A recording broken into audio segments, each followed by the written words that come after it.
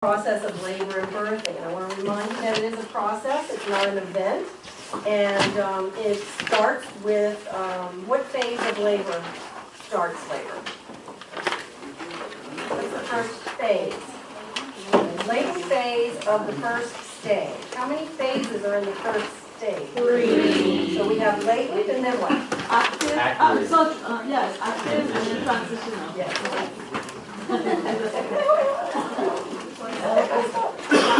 So this is a combination. I got an email from someone, there's so much stuff to study, what do you study? Yes, there is a lot of stuff to study. And the book is more than the notes. Everything from the notes came from the book, but I didn't take everything from the book and put it in the notes. A lot of it, but not all of it. So my suggestion is start with your notes. Use your notes. Now, those notes are these PowerPoints put into a Word format. Those notes are really in a hierarchical order according to the chapters. If you don't like the way that looks to your brain, make it look different. Rewrite them. Make your own hierarchical order or your own concept map or whatever it is you need. In the process of doing that, you're going to learn bajillions of things, okay? But I can't meet every one of your brains. I can only tell you I understand that all of ours are different. And that's my brain on there. And you need to work with it. And at this point, I'm assuming you know that what your brain likes. You need to work with it in your own brain. So you can see the hierarchy that I have in the notes. You can look at that information from the book and rewrite it. I think there's a great value in nothing else but just writing the outline. Write the highlight and put it in sections even. Something so you can see the whole picture together. Because especially these chapters, there's like jumping around like crazy. Because as I'm presenting something about this phase or this stage, there's something totally different about a procedure in another chapter I need to talk to you about. And now I'm going to throw it in here because to wait till I get to another chapter is ridiculous. We're doing it now in this part of the labor and birthing process. So it's kind of hard to put in a nice, neat package, and I know that. I've tried to do it over 17 years. I have probably rewritten this lecture at least 12 times and organized it differently. Even when we change textbooks, labor and birthing doesn't really change very much, but my organization changes. So that's just because my brain sees it differently each time.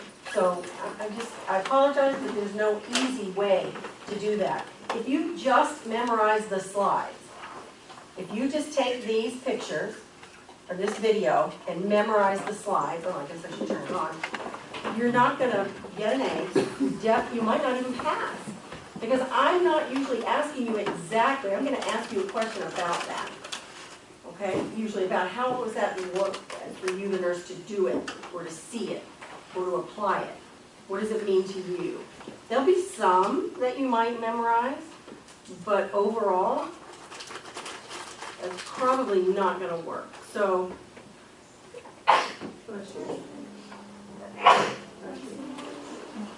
hello?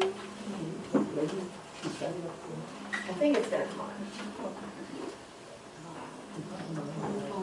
Now I will say most students find this unit particularly more enjoyable. Maybe they study it more because they like it, or something. Usually test grades in my 17 years of teaching always go up. Well, I guess that's not really true until the fall. It's not really 17 years, but the test scores always go up after the first exam. I think it has to do with being a new teacher, having to do with the content, as well as other things, interest, etc. But we're going to look at maternal and fetal responses to labor, talk about what are premonitory signs of labor, which are the signs and symptoms of labor, look at some of the things that are different between true and false labor, talk about the stages and the phases, look at some EFM data in terms of especially decelerations, because accelerations are what? Good. They're a sign of what? What's the other sign of fetal well-being? Perfusion. Variability of the heart rate. Excellent. So I probably won't ask that question, but I might tell you this is what you see. Is, now what do you do? What do you do if you see an EFM with a normal heart rate and variability and acceleration? What are you going to do? Document. Well, sure, document. You're not going to do anything because it's all normal, right? Yeah. And then look at what we do. So I think we saw this slide the other day, didn't we? Yeah. Okay. That one, we watched that video. Okay, we talked about the different parts of the contraction. The increment is doing what? Of the contraction, where is that? Where's the At the increment? beginning. In the beginning, when the contraction power is increasing. And then the acme, the nadir, I believe your word, your book uses acme, but you'll also see peak and nadir, so I want you to be familiar with those. Is the peak of the contraction where the woman perceives that it's the most strong. And then the decrement is where it starts to decrease. Right. Frequency, how do we measure the frequency? Beginning of one contraction, the beginning of the next. That's right. From the beginning of one to the beginning of the next one. And the duration of the contraction is from the beginning of the contraction to the end of the contraction. And how do we measure intensity? Mild, measure with touching. By touching the nose and the chin and the forehead. Okay, that's kind of right. I mean, no, you're not touching, you just correspond. You're pressing, palpating, in this case, fairly deep palpation, to feel the muscle of the uterus, to feel how hard it's contracted. So when it feels this hard, this is a strong contraction. This is mild and this is moderate. So don't palpate with one hand and do this with the other. For one, that's kind of difficult, like patting your head and rubbing your belly or whatever. But you're comparing what the muscle contraction feels like in reference to these muscles. Agree? Okay, so seriously, when you're in clinical, get permission to try to touch somebody's pelvis. Although that doesn't always work for your male, does it? I got it. Oh, you did do it. Oh, that's right, you did. I had to, you know. Connor, were you in Mother Baby or someplace you feel fundus last week? No, I was in 7th. No? Jonathan? Did you feel a fundus in LME? Right after birth, maybe, or? No. No? I don't think they let you. They will let you. I mean, you touch a patient with their permission. So, you know, the patient doesn't know that you don't have to palpate. It is, especially for males, but if it's not, and actually, William, how were you successful in palpation of the uterus? As far In as your what? postpartum patient, how did you make that happen? I was pretty much in the room all day and kind of warmed up to me, and then eventually she just gave in, I guess. But what he said was he established a relationship. He established a therapeutic relationship with the patient, and then it happened. So just popping in might not have time for that. But try to, male or female student, try to palpate a fundus. Who did palpate a fundus last week? Or any other time? Wow. Yeah, okay, and what'd you think? Right. Said not a future women's health nurse. And anybody else? Anybody think it was like awesome, No, cool? yeah, Like it's it's cool. really in there, just like they said it was? It's like a little gift, a little surprise present in there. I thought it was cool. Now, I referred to this last week, but here's the other way you can measure intensity in the uterus. This is with a catheter. It's called an intrauterine, inside the uterus, intrauterine pressure, because it measures pressure, catheter. So this comes out and gets plugged into a cord from the electronic fetal monitor. And it will actually measure millimeters of mercury of pressure inside of the uterus, okay?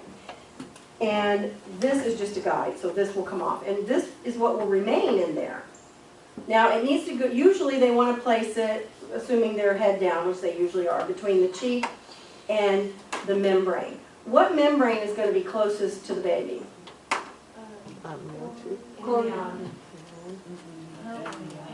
Amnion, because of the amniotic fluid. So usually this is where they like it. Now nurses don't put these in, advanced practice midwives put these in, and healthcare providers, those people, but not registered nurses, unless there's some sort of special training or where you are. But it's very important that it's in the right place, because if it's not, it'll give you inaccurate measurements, and decisions about how to proceed with the process of labor and birthing are made up this information. So how do we get this in the uterus? What kind of condition has to exist for us to get it in there? Sterile. What? An open cervix. Oh, Oh, okay. ruptured membrane. ruptured membranes, absolutely. Okay, so the cervix has to be open enough, we can get our fingers in and get in, so probably, 2 to 3 anyway. And you don't have to know that. But the membranes have to be ruptured, otherwise we're just poking on the membrane, okay? And that's how you'll get it out and it'll go right by the baby's cheek, or the fetus's cheek, okay? So the other thing about this, so this is called an IUPC. We do not use this for every patient in labor because why? Even if they're all dilated and bag water's broken. What kind of risk do we have here? Infection going through that non-sterile vagina up into the uterus. So anybody who has an actual potential infection like HSV, HBV, HIV, H's are bad, right?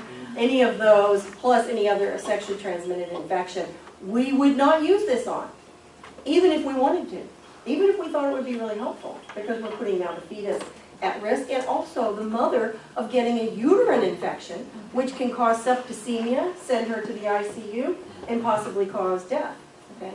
So we don't want to do that. So we don't use it for everybody, all right, but you'll use it for some. So that's how you can do intensity. Can we measure intensity on the monitor? Without this. That's right, Megan, not without this. If you do not have this, the hills and mountains you see have absolutely no reference to the strength or the intensity of the contraction. Okay? They're just hills and monitors. If they don't have this, and you see little bitty ones, and you're like, what is she moaning about? She could be having the strongest contraction of her labor process right then, because it does not measure intensity without this. Okay? Oh, someone who's had previous surgery on their uterus, so perhaps in a vaginal birth after cesarean delivery, someone who's had maybe fibroids removed from the uterus, a labor that is not progressing properly. So you're like, gosh, it feels like she's having good contractions. They're coming frequently enough. They're lasting well, but she's making no progress. So somebody might say, let's see if that pressure really is in there. Are we really making good progress? So those are usually the people you use. There's probably others. Would there be anything on the fetal side, like if the fetus wasn't responding well to contractions that you would use that? Or would that just be It's more about the mom. So even, I said if we're not progressing, if she has too many contractions, too fast, too close together, it may be affecting the fetal heart rate, because remember during the contraction, all the blood vessels clamp down, contract, and very little blood supply goes not only to the uterine muscle, but through the placenta. And if we have a little rest period in between those contractions, so, fetuses can get blood supply, no problem. But we might have a case where the contractions are coming so close together and lasting so long and being so strong that the fetus does have a response. But honestly, we usually see that on the contraction side first, or at the same time. So yes, it will affect the fetus, but we usually already know that. Okay, so here's our cervical dilatation. I told you I had a picture with food on it. So a bagel, not the little hole, but the big bagel is about 10 centimeters. There's a soda can, a cracker. So just so you can get visuals of that, if that helps you, I'm not sure. A lot of hospitals, even still in labor and birthing, I'm pretty sure Florida Hospital does, they might have this picture. They have a picture of food in there anyway. That might be that one. Could be that's where I got it. I probably took a picture of it and then put it in here. Okay, so just another picture so you can get an idea of what dilatation and effacement is. And actually I have changed our model here. So what do you think it was last week? Do you remember? Yeah, it was, oh, here we go. Oh, it never came to you? Oh, fiddle dee and coffee cup, because I've already changed it now.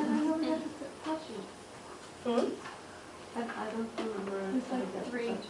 It was 2 to 3. I would say, yeah, I was gonna say. For me, my fingers, it was a tight, loose 2, or it was about 3, 2 to 3. You could say 2, maybe Jonathan would have said 2. I probably would have said 3, maybe. Okay, and about 50% effaced is what it was in the last one. So Megan, we'll start with you. And I don't say what it is again, just do it and pass it on, and then we'll see at the end. And I have some more, we can change it again if you want. I'll put this up here. And this one's over here, but I'll put this here so you can see. So again, so you can get an idea. Here is the cervix protruding into the vagina. The cervix is not effaced here, meaning it's not thinned out at all. You can still feel quite a bit of it there. And if you see, there's no opening there. But now the cervix is completely thinned out and it's 1 centimeter dilated, so we can get one finger in. Then the cervix continues to dilate, the effacement remains the same. Remember, we measure effacement in what unit of measure? Percentage. Percentage. And usually it's not like 5% or even 10. It's usually 0, 25, 50, 75, 100. And your first assessment might even be a guess because you've never felt it before, perhaps, if you're the L&D. This is the first time you've ever seen that. So at least you'll go from that point. At least from that point on, you'll be consistent. Okay? But there are subjective differences between finger sizes and estimations, and so consistency is relatively important. And if there's a difference between the healthcare provider and the nurse, who wins? The healthcare provider wins. That's right. So this is fully dilated, where they say the cervix is retracted away from the fetus's head, and 100% effaced. So 100% effaced and 100% dilated. It's hard. Yes. The material in the cloth being different from the real thing. Are you dealing with that water resistance? In real life, it feels, I want to say totally different, but similar. In real life, when you put your fingers in the vagina closes around your finger. There's no open space for movement. So you're feeling all of the tissue, and you know, a lot of times I have to close my eyes. Some people do, you'll see them close their eyes as you're going in and envisioning your way. And you will feel something that is the end. And once you feel like you come to a stop, then you feel for what may be protruding, because it will be protruding. The interesting thing is when you do that exam on someone who has 2 cervixes, and nobody told you because they thought it would be funny to not tell you that they had 2. Okay, because some people do have 2. Some have 2 uteruses, some just have a horn in it, some have 2 cervix and 1 uterus, some have 2 cervix, 2 uterus. It just depends. But it makes for a very interesting examination. But when you feel, yeah, you feel the resistance in there. Now remember, it's all squishy. It takes some degree of skillful technique and practice, really. Because it feels like inside there, you know, if I were to put my fingers in my mouth, it's all slippery and sliding and all mucusy. It feels like in there. And it's all together. So really, you kind of have to put in until you get to where you can't go any farther. And then you feel around. You're feeling around. Like, am I feeling the cervix now? And then you can feel for the length of it. And you find whether there's an opening or not. Feel that. You know, sometimes you have to go woo, all the way or halfway or whatever. Because I can't spread my fingers 10. I mean, I can go about 8, but I can't do 10. So once they're at 8, I know the next time I go, if I do this from the side and I'm not touching the other side, then it's more. So then I'll go all the way around like this to the other side. So you have to get a technique.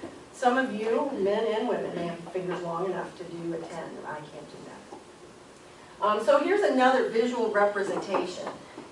A fully dilated, fully effaced cervix looks like an old-time mayonnaise jar. Not the squirt bottle, obviously, but the old time. So it's got a big opening and a very thin lip. 0 effacement and 0 or very little cervical dilatation looks like an old time ketchup bottle. Long neck on it and a teeny little hole. See the difference? Not effaced or dilated, completely effaced and dilated. Okay? And I think that was kind of the same. You know, on this, because when we start talking about, once their bag of waters is ruptured, these right here, and I can pass this one, they're so soft and squishy, so kind of a little weird feeling. This is representing a bag of water. Okay, this is bag of waters here. This is a bag of waters that's now been broken. Okay, ruptured. It can happen spontaneously or it can happen artificially. And we'll talk about that in a minute. What are these lines that you see here on the white stuff? Suture lines of the fetus's head. That's exactly right. What's that triangle thing there? Which one?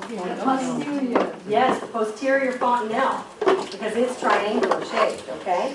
This is the one you want to feel, is the posterior fontanelle, because that means this is the part of the head you're feeling, is the occipital area. And when you feel that part, it means that the fetus is in a really good cephalic vertex head down position, okay? So when we do position, you can only get the position of the fetus in a vaginal exam when the bag of waters is ruptured, okay? These are all suture lines, and so you can identify the position of the fetus by doing that. You can look at it or pass it on, but if you don't pass it on, because some of you might want to see it. So not that it's in the part on your slides right now, but I'm going to tell you about, except maybe I didn't replace it. I think somebody stole my Andy. I'm not calling anybody a thief, I'm just saying somebody stole it. Because I don't have an Andy book, but I think you have a picture in your book, and maybe we can get it left over one this week. It looks like, and I'll probably have a picture later on, but it looks like a crochet hook. And they go up and snip the membranes. It's got a teeny little sharp place on the end. It doesn't hurt to do that because the membranes have no nerve endings. However, their whole hand is often up and they're doing it in the middle of a contraction because that makes the bag of waters push down more and it makes it easier to get. So that causes the uncomfortableness, but the pain does not come from the little snip of the membrane, okay? And we'll talk more about that later. So you might see on your boards and in your records, that'll be identified, it'll say BOW perhaps, or membranes, or something to that effect, and it'll either say AROM or SROM. So A is artificial rupture membranes, S is spontaneous rupture membranes. And what does spontaneous rupture membranes mean? It just happened, no control, right? And so that happens to some women. Rupturing membranes is a way to stimulate contractions to continue and increase and promote stronger, better labor. But there's a risk with it, with rupturing membranes. And it exists with spontaneous and artificial. The same risk with both of them. Does anybody know what the risk is for the fetus? Yes. The cord can be prolapsed or compressed, okay? And that will cause what? What's coming through the cord? Blood and oxygen. So if the cord is prolapsed and then compressed, there'll be no blood and no oxygen flowing. And we have about how much time before brain death? About 3 to 5 minutes, okay, is all we have. So when the membranes rupture, often, if I ask you, okay, I'll ask you now, what's the first thing you want to do? What's the first thing you want to do when their membranes rupture? Or they say their membranes rupture? I think my membranes ruptured. Who said that? Absolutely correct, Amanda. What is it? Look at the fetal monitor. If that's the option of the question, what you really want to do is get a fetal heart rate. But I know that's what you were saying, because you want to see what's happening to the fetus. Because in the water environment, when the fetus is floating, the cord's floating, everybody's happy, we're floating, everybody's happy. Water comes out, fetus comes down. If the cord that was floating got underneath the fetus's head, now the fetal head goes on the cord and compresses it. Because remember, the cord is like this, right? Big round thing that blood flows through, right? Big and round. But if I put a big fat head or even a tail on it, a butt, a sacrum, boom, it smushes it. So it's like a hose. It's no longer a big fat round hose. Now it's smushed like this. So some blood might get through, but not very much. So that's an emergency situation, okay? So that problem exists, and you'll probably see a question like that on my test. You'll see a question like that on the HESI, and you'll see a question like that on your NCLEX if you get any type of OB kinds of questions. And they don't have to do with safety or oxygenation or something, in this case of the fetus, because that's just a really big deal in OB. When the membranes rupture, the first thing we need to do is evaluate the fetus evaluate the fetal heart tone because of the possibility of compression. Now Megan said prolapse. What does that mean? Where does the cord go? Goes outside of the uterus. So if the cord is up here, when it's compressed, it's going to be here. If it prolapses, it comes here. So I don't want you to think, I've never seen a cord outside of the vagina. So it doesn't like hang down there like a Christmas decoration, okay? But it's in the vagina. Sometimes the patients will say to you, I feel something down there. It doesn't feel right, you know? So Megan, if we have a cord prolapse, how do you get rid of that? You just push it back up there? You get the head off the cord by inserting your fingers, pushing the head up, and now it's off the cord. Blood will now be flowing through the cord. Phew, thank goodness, now I can take a break, right, and go to lunch. No. That's right, you get to be the stretcher rider that day. Okay, you're going to get on the stretcher with the patient, between her legs or on the side, or you got to get on the stretcher. And some people really like this because it's like ER nursing in the OB department, okay? You ride into the operating room if they're not already in a room that is a surgical suite, and you stay there while they drape, they wash, put the Foley in if she doesn't have one, and you stay there until the fetus is delivered. Because otherwise, if you take your fingers out, the head comes back, compresses on the cord, and the blood flow is diminished or stopped. Okay? So that's an obstetrical emergency. That's where we get the fastest incision possible, so they may not get a bikini cut. Somebody was telling me last week, one of the nurses was saying that they had had an emergency, a real emergency, where they did a classical midline incision on the skin and the uterus. Now that's the way we used to do it in the old time. Just cut the uterus from the fundus down. Those are now only reserved for life-saving events for fetus or mother, because that fundus of the uterus is the most contractile. So it means if she were ever to be pregnant again, as her uterus grows, she has a risk of rupture. Certainly if she went into labor, she'd have a risk of rupture, that kind of thing. So nobody cuts the uterus from stem to stern or from top to bottom anymore. Not for 40 years, probably, except for emergency. Yeah, probably 40 years. Okay?